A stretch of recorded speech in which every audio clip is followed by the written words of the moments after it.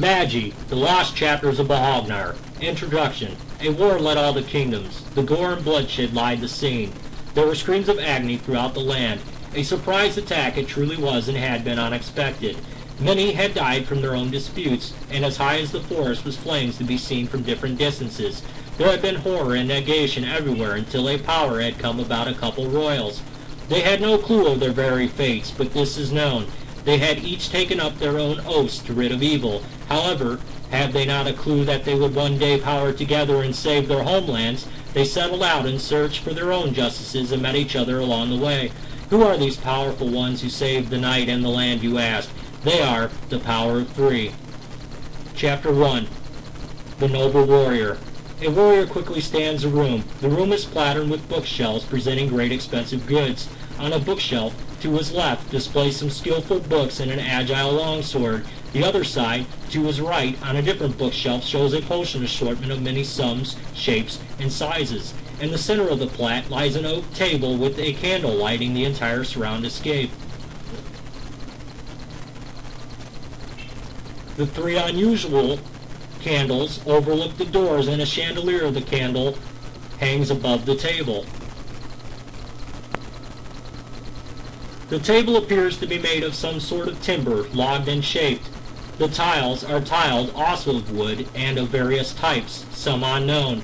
Steel bars brace each door as a divide into each room. Even his thumbnail is nimble and well crafted. He begins to walk through the structure, approaching a head-on forward to a halt. Afterwards, he pulls his blade of steel sharp with shining, glimmer, and spangle. The angle of the glow sets just perfectly off its steel hard from the candle's shimmer. Morally, with authority, he appears in all adequate armor.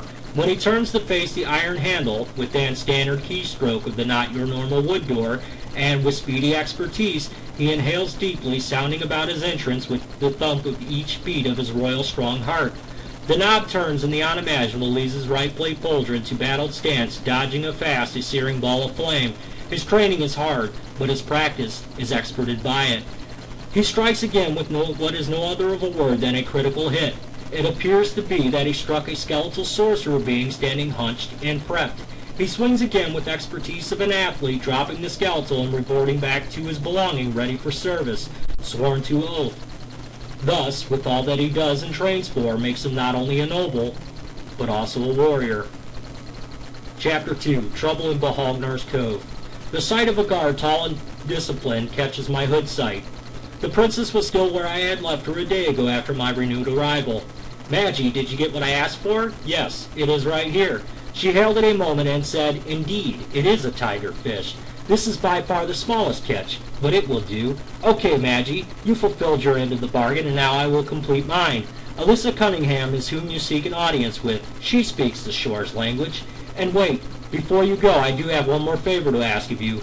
This favor is of the utmost greatest importance. Baholgnar is in danger. There is more than rumor going around. And Magi, I am afraid you will not be able to do this alone. Here, take my finest warrior and go.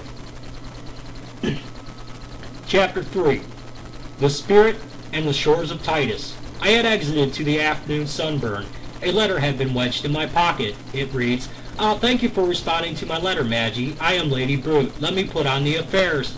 The spirit of King Brute has went out of control. His spirit is trying to communicate with Titus. He will occasionally attack the people with vengeance in his appearance, but that is only rumor, if I had ever heard of any. If you are ever near the shores, do not say anything about Frontier Hold. You are certainly to be on his revenge list. It would be more than grateful if you can see into why he's gone so mad. The cause behind his torment is beyond us all. I do not know if the royal family of the frontier or any other person would tally more suspicion. The major powers of the shore are Frontier Hold, Ballspire, and Castle Myra. You should start there. I hereby forfeit my own power, and my life is now compromised. I am in danger. Do not mention our conversation to anyone. It is more than likely to get us killed. Good luck, and great blessings to you in your travels, Magi. Chapter 4. The Shipwreck. A bodily stench left us standing along with the name I received from my mother Maggie since the beginning.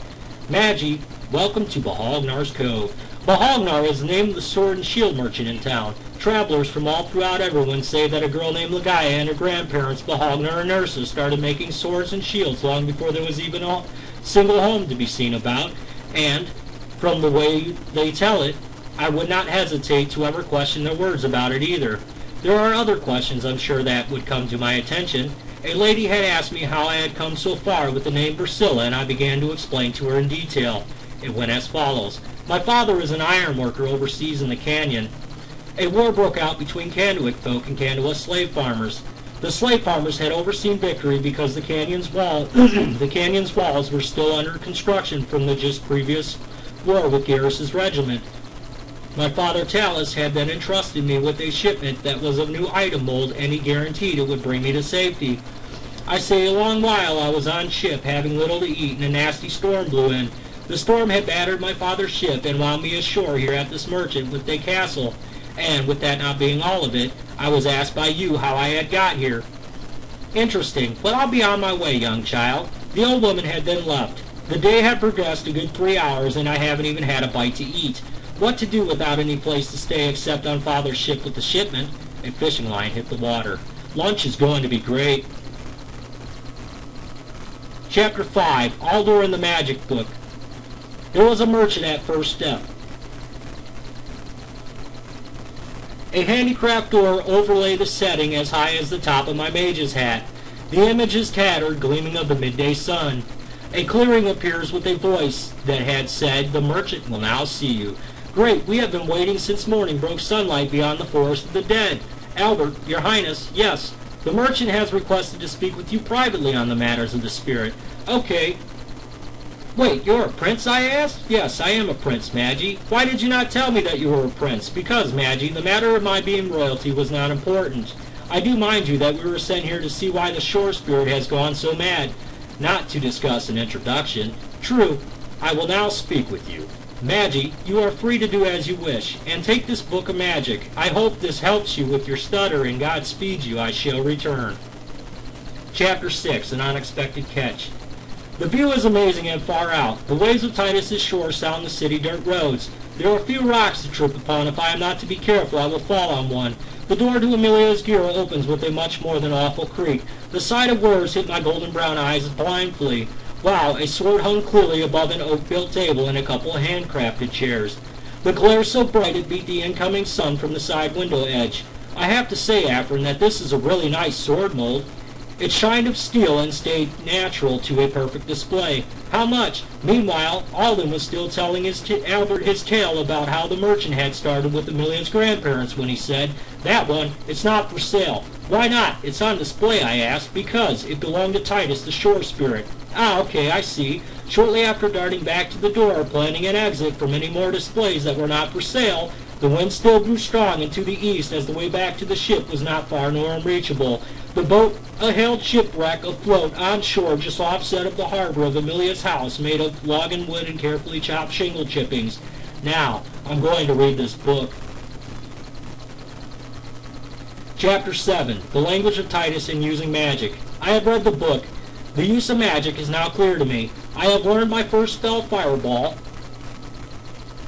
I had also practiced many others. They were Ice Bolt, Speak, Unlock, Shock, Tangle, Absorb, Spell Drain, Cure-All, Negotiation, Firestorm, Drain Health, Cheat Target, Dispel Curse, Create Armor, Fortify Attributes, Mage's Balm, Lightning, Catch Spirit, Paralysis, Reflect Spell, Levitate, Silence, Ice Storm, Drain Magic, Deep Freeze, Dispel, Shield, Spell Shield, Heal Other, Mage's Fire, Heal Attributes, Drain Skills, Lock, Light, Far Silence, Regenerate, Teleport, Polymorph, and Spell Resistance.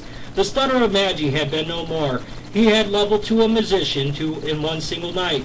The power of his mother infused his very existence. The will of his father ran through him, and he became not only fast, but able to hit any target. And with that being so, he also mastered his skill to fish for his own food. No one before had done this. He had received the princess's blessing and gained Aldor as a companion for permanent travels. The morning is young, and the day is already victorious. Chapter 8, Magi's First Battle. A spell is casted, the sound of it echoes. An intelligent antithesis stays guard ready for battle, willfully. A chain of lightning streams magically from Magi's fingers, while well intellectually another spell is carefully prepared and ready. A searing ball of fire shows the room and explodes, critically wounding Aldor. An ever-ending pool of magic is then fortified. The source flows easily within him. A long sword swings, striking the plate helm of Aldor again. Swiftly, and near death, while still fairly agile, the sparring ends with a conjured touch of destruction. The battle's over! The battle is over! Magi had won his first match. Aldor had promoted him to group leader. The day is great and the night is not far, although for Aldor it was an upset. Great match, Magi. Thanks, you weren't bad yourself. I had you, Magi. Yeah, you did, only up until I paralyzed you. True, you did. Magi and Aldor shook hands. Shortly after they headed back to the ship, they had fell asleep top deck. The morning was now on their new agenda. Chapter 9, The Titus Catch. There was starlight in the atmosphere. Aldor and I had been up consciously. We had been discussing the frontier and telling each other jokes for a good laugh. We had just adjusted the night when we heard the noise. Arr! Arr! Aldor, do you hear that? Hear what, Magi? That! Another moan echoed the boat. Arr! What is that? I don't know. You think it's Titus? It's a possibility, Magi. Shh! You might make him mad, Aldor. Silence filled and seemed to be in sequence to Aldor when he came to, exactly midnight. They scurried the boat for where the moan had come from when it happened again. This time it was even louder. Arr! It's getting closer, Aldor. Relax, Magi. Besides, how bad can this thing be? Ah! Aldor had screamed like a kitten that had just been spooked. Magi found himself a new item mold rolled behind a new item crate, and with both of them up on little sleep, the imaging of a ghost was the last thing they could imagine seeing. Cast the spell, Magi! The spell? Yes, the spell! Magi reviewed his magic book in search for Catch Spirit. The starlight had dissipated and went under the unusual clouded covers when a spectrum appeared before their imaginations. Magi? Yes, hold on, Aldor. I'm looking for the spell. Hurry, Magi. Shamlam Este Diancha. A presentation of heavenly light surrounded them. The spirit had disappeared. A voice gave the gratitude to them both and vanished. The sky cleared to its full extent and the night reimbursed itself into morning. The sun hardly peeked atop of the trees from the forest. A sense of normality stayed the beginning of a new day in Baholgnar. We must see the princess, Magi. Chapter 10. The Baholgarian War and the New Preparations. Inside the castle was like we seen it.